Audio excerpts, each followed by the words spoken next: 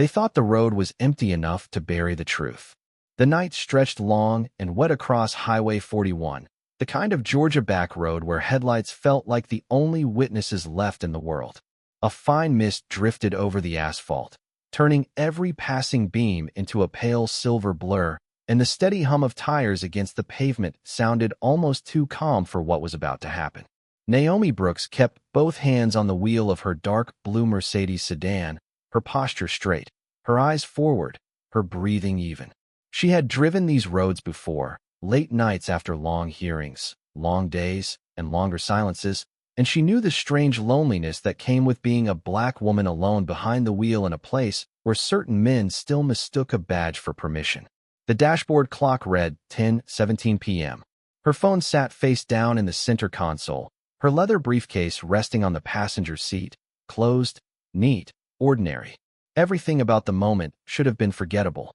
Then the red and blue lights appeared in her rearview mirror. At first they were distant, trembling through the mist like a warning trying to decide whether it was real.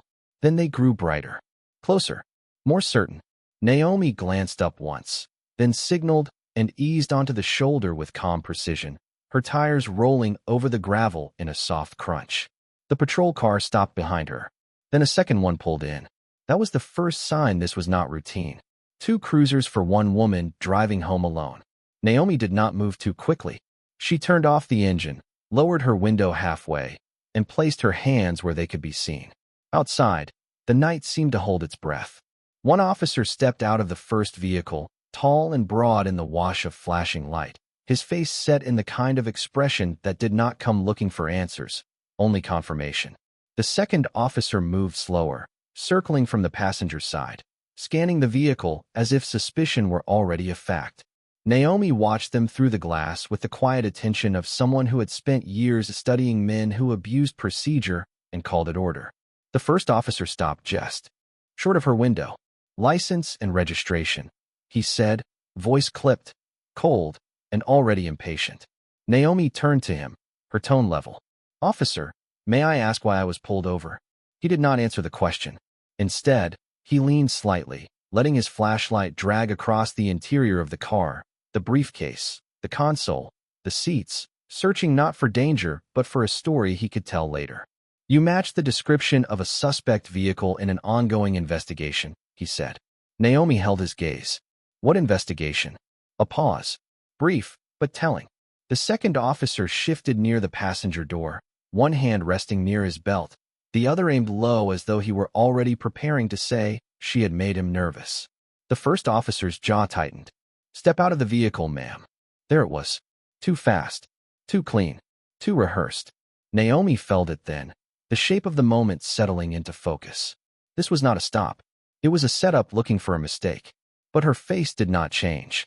She reached slowly for her wallet, never breaking the rhythm of her breathing, and somewhere beyond the mist and highway grass, unseen by any of them, another set of eyes had already begun recording. Naomi handed over her license and registration with movements so measured they almost seemed to slow the night around her, and Officer Ryan Mercer took them without thanks, his eyes dropping to her name for half a second before lifting again with a look that was harder now, more focused, as if something about her calm unsettled him more than fear ever could.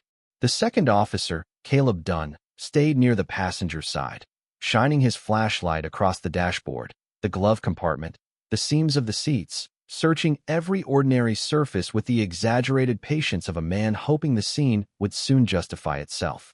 Rain tapped softly against the roof. The shoulder of the highway stretched empty in both directions, a narrow strip of gravel and wet grass bordered by pine trees standing black against the clouded sky. Naomi sat still and listened, not only to the officers, but to everything else. The crackle of a radio from the cruiser behind her, the faint hiss of passing tires in the far lane, the small but unmistakable delay before Mercer spoke into his shoulder mic, dispatch, confirm plate, and registration. His voice sounded formal, but Naomi heard the strain beneath it. He was building something, not following facts, but building toward them. She had heard that tone before in courtrooms, in testimony, in the thin space where truth ended and performance began. Mercer took one step back from the window and looked at Caleb. It was brief, Almost nothing, but it was enough. A look shared too quickly, too quietly, too well practiced. Caleb gave the smallest nod. Then Mercer turned back. "Step out of the vehicle, ma'am." Naomi kept her seat. "Am I being detained?" The question landed clean, simple, lawful. Mercer did not like that. "I am giving you a direct order," he said. "Step out of the vehicle so we can continue our investigation." Naomi glanced once toward the side mirror. The second cruiser's lights painted the wet road in pulsing red and blue, color washing over the highway like a warning flare. "You said I matched a suspect vehicle," she replied. "I have provided identification. What exactly are you investigating?" Mercer's expression did not change, but something sharpened behind it. Men like him were used to compliance dressed as confusion, apology, panic, or silence. What he was hearing instead was precision. On the passenger side, Caleb moved closer and let his flashlight linger on the briefcase resting beside her. "What is in the bag?" he asked. "Legal files," Naomi said. "Personal property." Caleb leaned in slightly, peering through the glass as though the answer itself were suspicious. "Mind opening it for us?" Naomi turned her head just enough to look at him directly, not without a lawful reason. For a moment, nobody spoke. The mist drifted through the headlights. Somewhere behind the patrol cars, gravel shifted under another set of tires far down the shoulder, then went still again. Mercer let out a breath through his nose and took another look at Naomi's license, this time longer. His eyes moved from her name to the address, then back to her face, and whatever he expected to find there, he did not. No trembling, no pleading, no attempt to charm him into decency. Only a composed woman in a cream blouse and dark blazer, sitting upright behind the wheel as if she had already seen this scene play out before it began. Caleb tapped lightly on the passenger window. "You are making this harder than it needs to be." Naomi answered without raising her voice. "No, officer. I am making it clear." That sentence changed the air. Mercer folded the registration once, then again, though there was no reason to. "We received information," he said slowly, choosing each word with the care of a man trying to keep his lie from slipping, "that this vehicle may be connected to the transport of prohibited materials." Naomi said nothing at first. She let the words sit there between them, thin and artificial and strangely late, as though he had only just decided what the accusation would be. Then she asked the question that made both officers go quiet. "If that were true, why did you not say it before you approached my window?" The flashing lights kept turning. The rain kept falling. And in that widening silence, the stop began to reveal what it really was. Mercer did not answer right away, and that hesitation told Naomi more than any badge on his chest ever could. Men who believed in their own authority usually spoke fast, almost carelessly, because certainty made them loud. But men who were inventing authority in real time had to think first. She watched his face in the wash of the cruiser lights, the red and blue reflections moving over his features like a lie, trying on different shapes before deciding which one fit best. Caleb shifted again near the passenger side, his flashlight now aimed lower, tracing the door panels, the floorboard, the edge of the seat, as if something might suddenly appear there simply because they needed it to. Naomi had spent enough years in federal court to recognize staged pressure when she saw it. It always began the same way. A broad accusation, a vague threat, a false sense that the outcome had already been decided.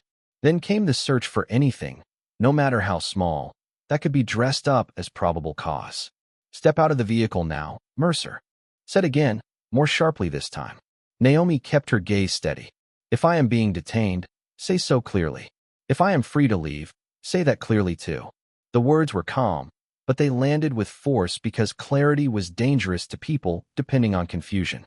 Mercer took another step closer and lowered his voice, as if the quieter he got, the more control he could reclaim. "You do not want to make this into something bigger than it is." Naomi almost smiled at that, though not from amusement. She had heard versions of that sentence her entire life. In traffic stops, in hallways, in conference rooms where men mistook warning for wisdom. What it always meant was simple. Accept what we are doing to you, and maybe we will be less unfair.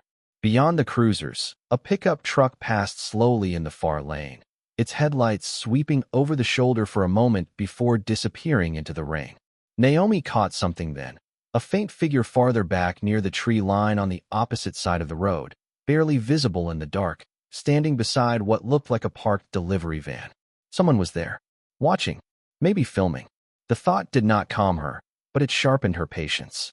On the passenger side, Caleb reached for the door handle, gave it a pull, found it locked, and looked through the glass with a thin smile that never touched his eyes. "You know," he said, "innocent people usually cooperate faster than this." Naomi turned toward him. "In my experience, officer, innocent people are often told that right before the rules are changed on them." Caleb's smile faded. Mercer unfolded her registration and license again, staring at the name as if he wanted it to mean less than it did. Naomi Brooks. He read it once, then again. The address in Atlanta. The State Bar decal on the lower corner of the windshield. The parking placard tucked neatly in the glove compartment sleeve. Small details. Ordinary details. Yet Naomi could see the uncertainty growing in him, not because he believed her, but because something about her did not fit the role he had already chosen for her. She did not look lost. She did not sound cornered. She sounded like someone listening for mistakes. And mistakes were beginning to collect. The radio on Mercer's shoulder crackled at last, dispatch coming through in broken static. He pressed the button quickly, stepping half a pace away as if to block the sound, but Naomi still caught fragments.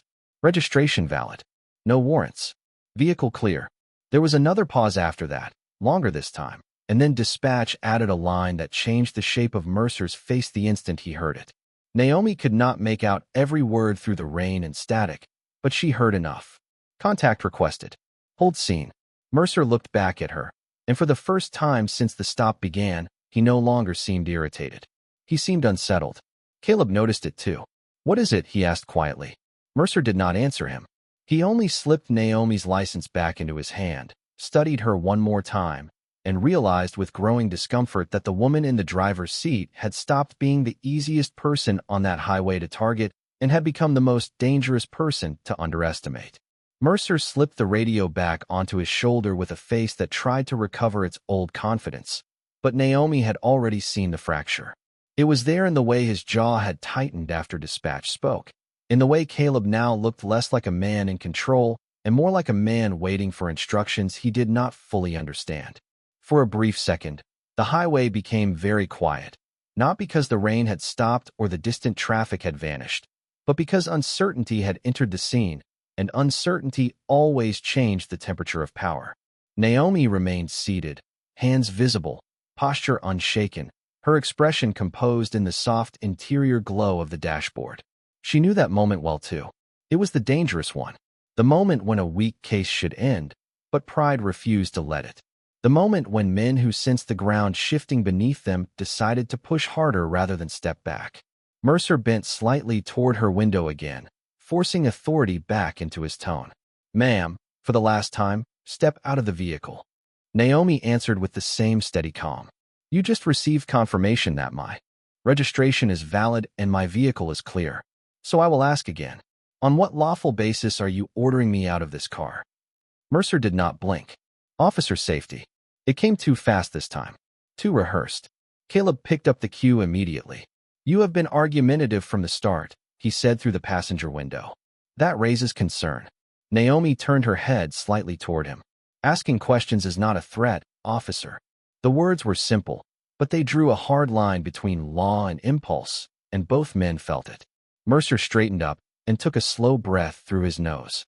He glanced toward the back of her vehicle, then toward the shoulder behind the second cruiser, as if measuring how much of this scene the night itself might remember. "We have reason to believe this car may have been used in connection with the movement of unlawful materials across county lines," he said. This time he delivered the sentence with more detail, as though adding words could repair a story built too late. Naomi watched him carefully. The accusation had changed shape again.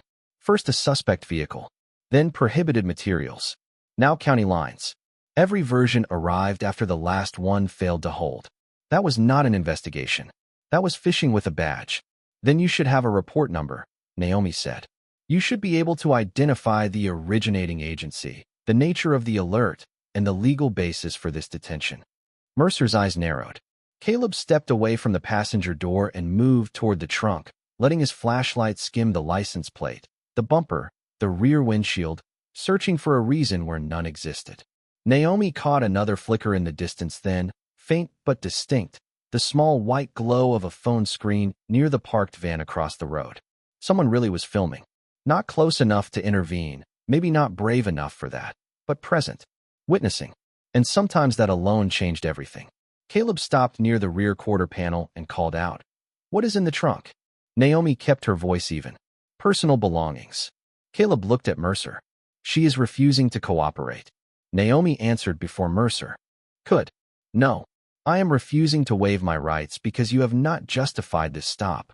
The rain came down a little harder now, needling against the windows, streaking the cruisers with blurred bands of red and blue. Mercer opened his mouth, closed it, then made a choice Naomi had been expecting from the second cruiser onward. He nodded toward the car and said, "Call for the unit." Caleb looked at him once, almost cautiously. Now, Mercer said. The word dropped into the night like a stone. Naomi felt the shift immediately. Whatever this had been in the first 10 minutes, it was becoming something larger, something arranged. Not random suspicion. Not roadside improvisation. Planned escalation. She let the truth settle in her chest and kept her face unreadable. Imagine sitting there, alone on a wet highway, hearing the people who are supposed to follow the law start calling for reinforcements because the facts are not enough. Imagine realizing they are not trying to verify the truth. They are trying to create one. Mercer stared at her through the half-open window, his features sharpened by the flashing lights, and said in a colder voice than before, "You should have made this easy when you had the chance." Naomi met his eyes without a trace of panic. "Men say that," she replied softly, "when they know they have already done something they cannot explain later." And for the first time all night, neither officer had a quick answer. The weight that followed felt heavier than the rain. Mercer stepped back from Naomi's window and said nothing more, but silence did not mean calm. It meant calculation. Caleb moved toward the second cruiser, speaking low into his shoulder radio, his words swallowed by static and distance, while the red and blue lights kept sweeping across the wet highway in slow, merciless waves. Naomi sat still and let the scene keep revealing itself. That was the thing men like Mercer never understood. They thought pressure only worked in one direction. They thought if they added enough uniforms, enough commands, enough artificial urgency, the person in front of them would stop observing and start reacting. But Naomi had built her life on the opposite instinct. When a room turned dishonest, she did not speed up. She paid closer attention. Through the thin opening of her window, she heard Caleb return and murmur, "They are 5 minutes out." Mercer gave the smallest nod, then slipped something from the pocket of his rain jacket and tucked it near his belt where he thought the darkness would hide it. Naomi did not see exactly what it was, only the movement, small and deliberate, the kind of movement that did not belong to a clean stop. Her eyes shifted once toward the rearview mirror. Behind the second cruiser, beyond the wash of light, the faint shape near the delivery van was still there. Whoever it was had not left.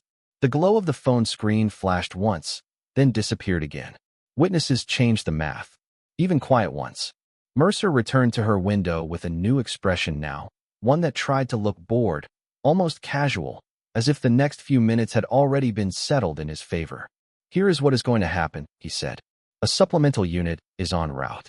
We are going to perform an exterior review of the vehicle, and if we observe anything suspicious, this stop will move forward accordingly." Naomi looked at him steadily.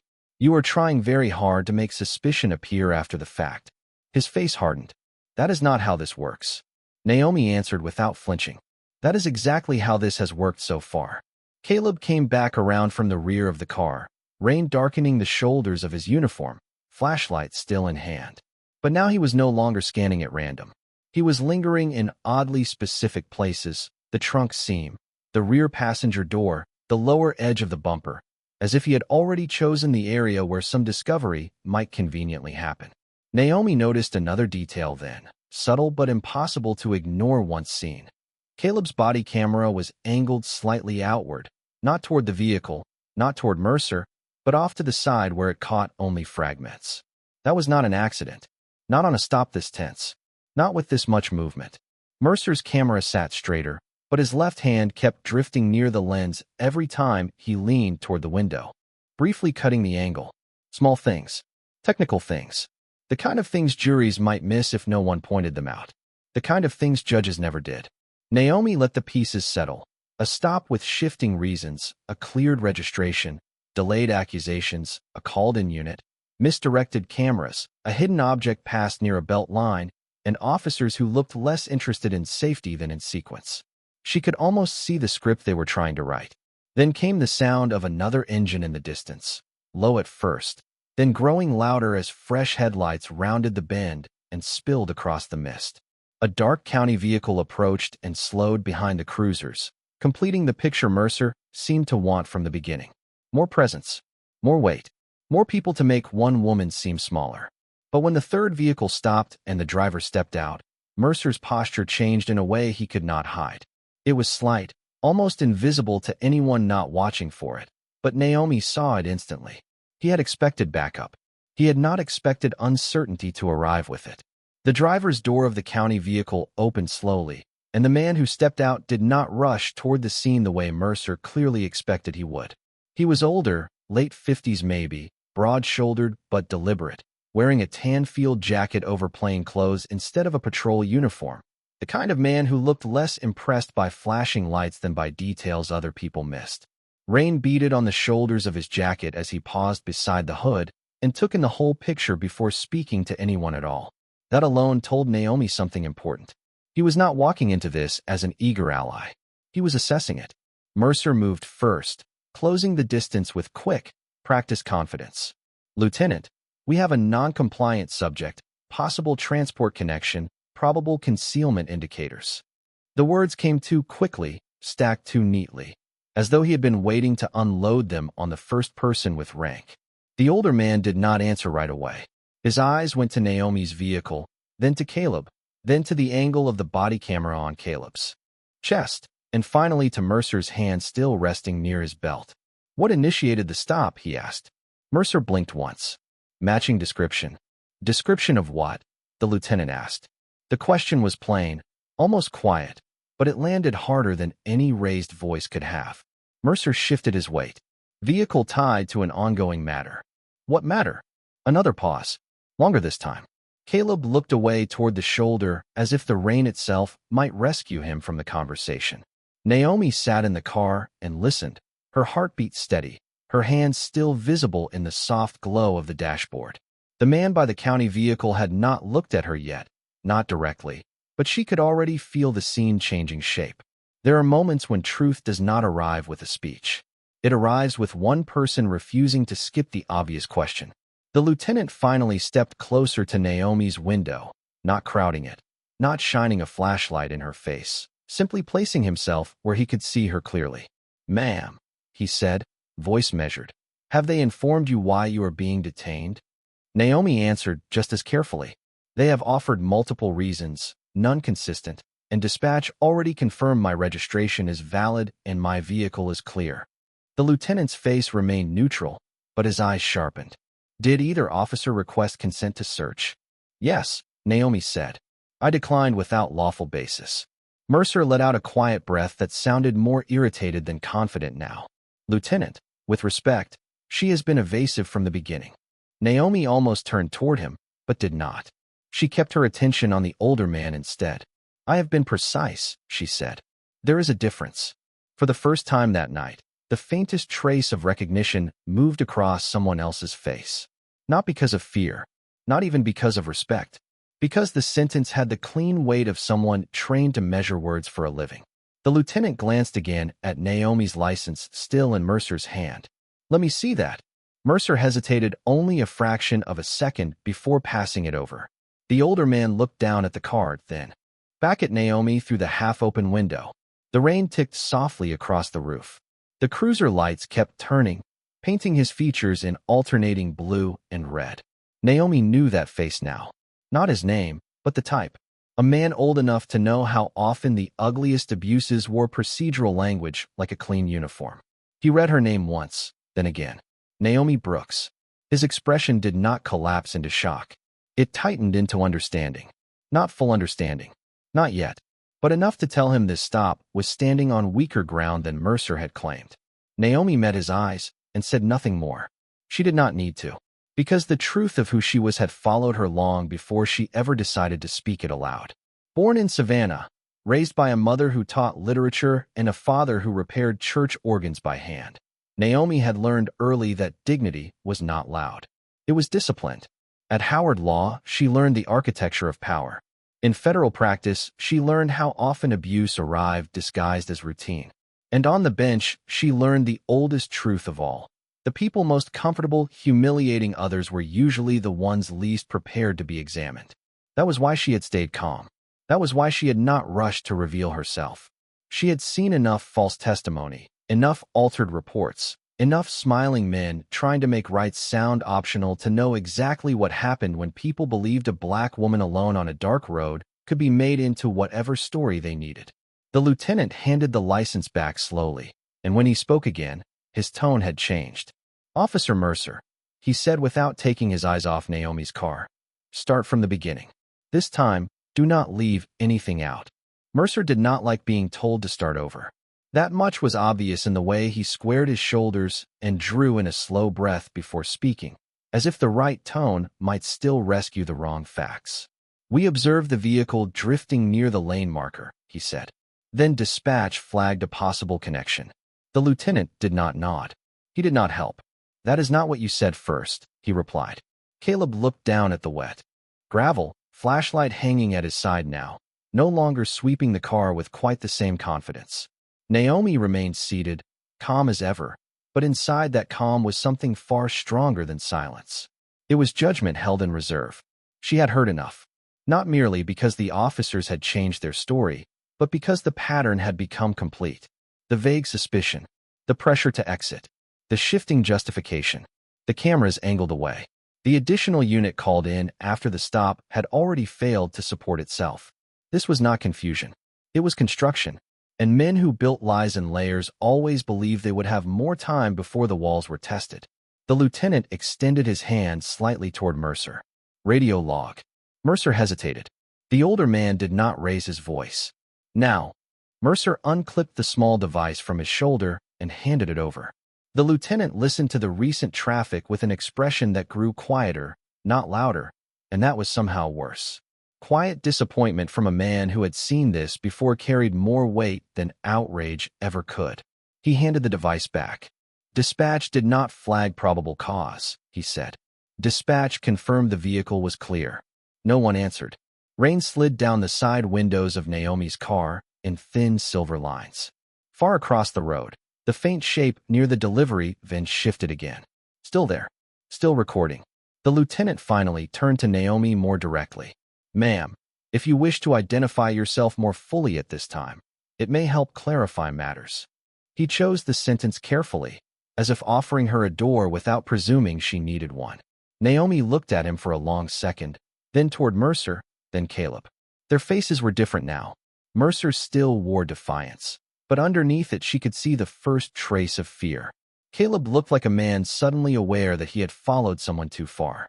Naomi reached slowly into the inside pocket of her blazer and removed a slim leather credential wallet.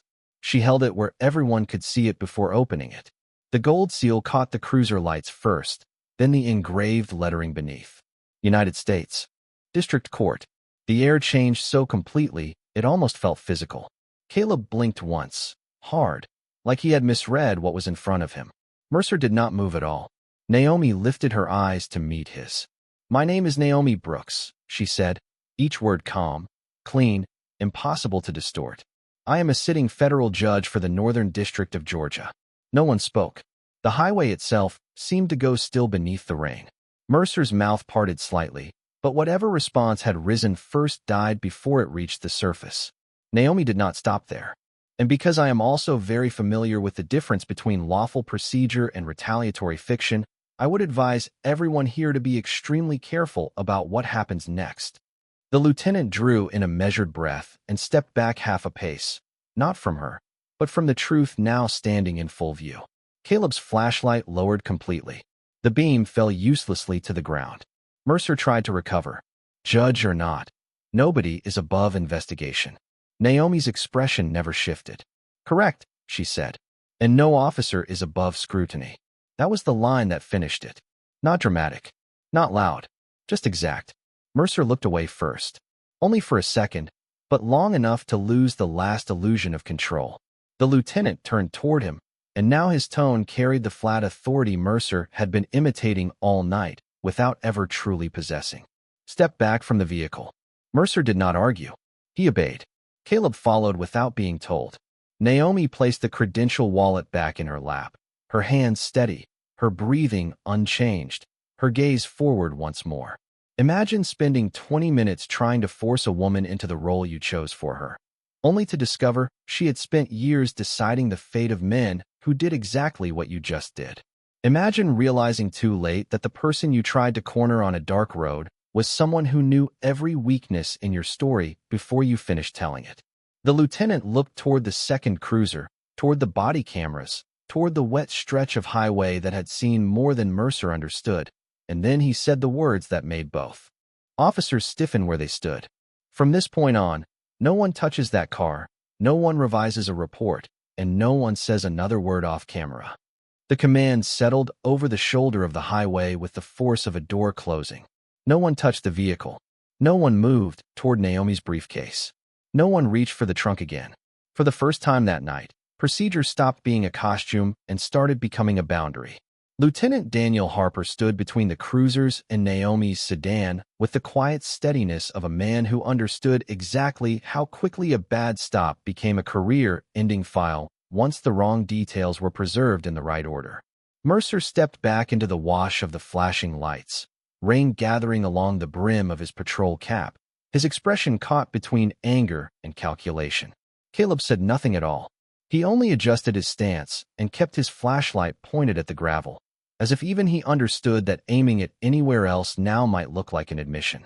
Naomi remained in the driver's seat, her credential wallet resting closed in her lap, her face composed, but her mind was moving with the cold precision that had carried her through years of testimony, misconduct hearings, sealed records, and officers who believed the truth could be managed if they spoke first.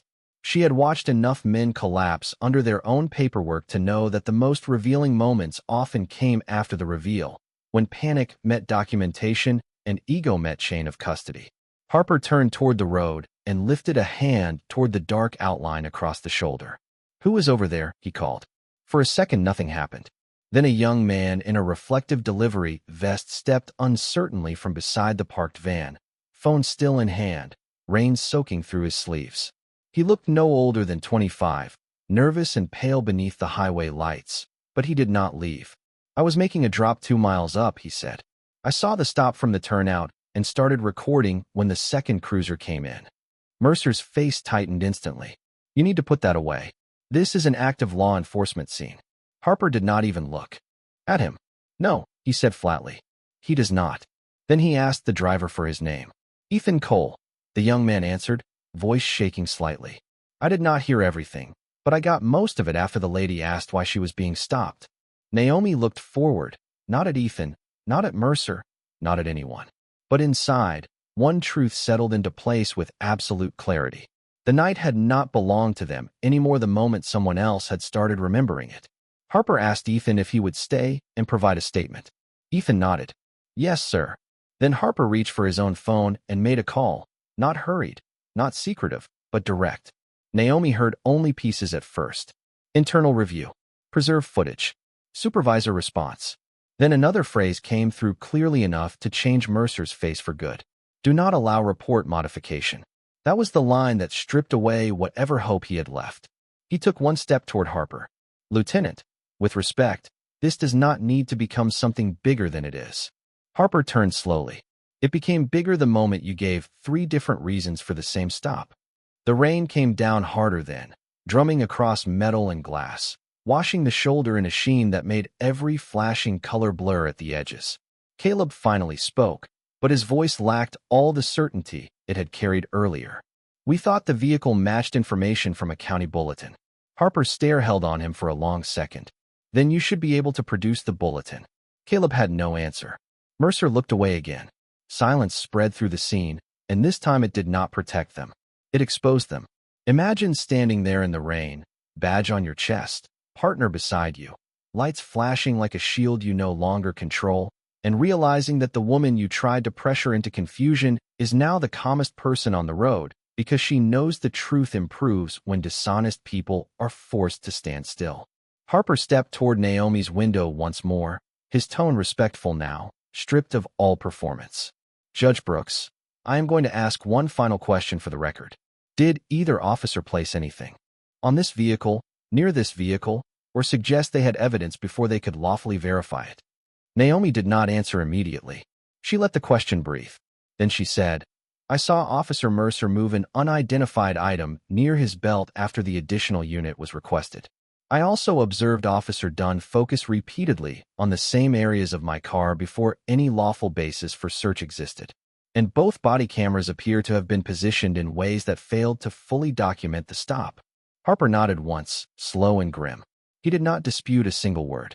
In the distance, more headlights began to rise through the mist, not fast, not loud, but official. Supervisor vehicles. The kind that arrived when a roadside stop stopped being a rumor and started becoming evidence. The new vehicles rolled in without sirens, their headlights cutting through the rain in pale, deliberate beams, and when they stopped behind the cruisers, the highway shoulder no longer felt like a place where anything could be buried quietly.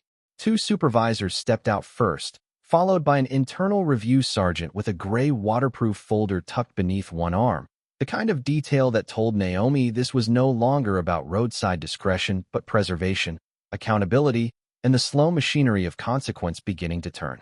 Lieutenant Harper met them halfway, speaking in a tone too low for every word to carry, but Naomi could tell from their faces when the essentials landed. The shifting stories, the clear registration, the camera angles, the witness video, the attempted escalation. Each fact moved across their expressions like a light turning on in a room no one wanted to enter. Mercer stood off to the side now, rain darkening his sleeves, his earlier swagger reduced to a rigid stillness that looked less like discipline and more like a man trying not to unravel in public. Caleb remained near the rear cruiser, saying nothing, his shoulders slightly rounded, his silence no longer tactical but protective, the silence of someone realizing that every minute he had spent following another man's lead was now part of his own record. Ethan Cole stayed beside the delivery van, phone still in hand, while one of the supervisors crossed over to take his statement and secure the video.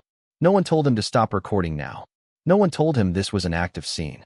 Truth had entered the chain of command, and suddenly the rules sounded very different. Harper approached Naomi's window once more, his tone respectful and steady. Judge Brooks, you are free to leave whenever you choose, but I want you to know this stop is being formally documented and all footage is being preserved. Naomi looked at him for a moment before answering. Thank you, Lieutenant. Her voice was not warm, but it was not cold either. It carried the measured gravity of someone who understood that courtesy and justice were not the same thing. Then she added, I will also be making my own report through the proper federal channels. Harper gave a small nod, as if that was exactly what he expected. Of course it was. Men like Mercer always imagined the moment of revelation was the end of the story. It never was. The real reckoning began afterward, in reports, in timestamps, in radio logs, in footage reviewed frame by people too far removed to be charmed or intimidated. Mercer took a step forward at last, not close enough to regain authority, only close enough to speak. Judge Brooks, he said, and even hearing her title in his mouth felt different now, heavier somehow. If there was any misunderstanding tonight, Naomi lifted one hand slightly, and he stopped. Not because she raised her voice, not because she threatened him, simply because for the first time all night, he understood interruption was no longer his privilege. This was not a misunderstanding, she said. The rain softened around them, not gone, but steadier now, as if the night itself had grown tired of holding its breath. Naomi's eyes stayed on Mercer, and when she spoke again, every word landed exactly where it needed to. A misunderstanding is when facts are unclear. Tonight, the facts were clear. What failed was judgment. Mercer said nothing. He could not. Caleb looked down. One of the supervisors turned slightly away, not out of disrespect, but because some truths were difficult to witness once spoken. Plainly, Naomi reached for the ignition, then paused with her hand resting lightly near the key. You saw a black woman alone at night, she continued, and you assumed the law would shrink around me because you were standing in front of it. That assumption is the reason you are standing where you are now. No one moved. The flashing lights still turned across the wet pavement, but they no longer felt like power. They felt like evidence. Naomi started the engine. The soft purr of the sedan rose beneath the rain, calm and controlled. Harper stepped back to give her room, and one of the supervisors signaled for the cruisers to clear a path. As Naomi eased the car into drive, she looked once through the windshield at the cluster of uniforms, vehicles, and faces on the shoulder behind her. Men who had arrived believing they controlled the narrative and were now trapped inside the one they had created. She rolled forward slowly, tires crunching over wet gravel before finding the asphalt again. In the mirror, the lights grew smaller, then blurred into the rain. And somewhere behind her, reports would be written, footage would be reviewed, calls would be made, and careers built on confidence without conscience would begin to crack under the weight of a single night that refused to stay hidden. Naomi kept both hands on the wheel as Highway 41 opened before her, dark and endless and finally honest. Her breathing remained steady. Her face remained calm. But the silence inside the car was not the silence of defeat. It was the silence of truth after it has been forced to wait too long. He thought the badge gave him the right to decide who belonged on that road. But that night, the law did not arrive in a siren. It arrived in a black woman who already carried it within her.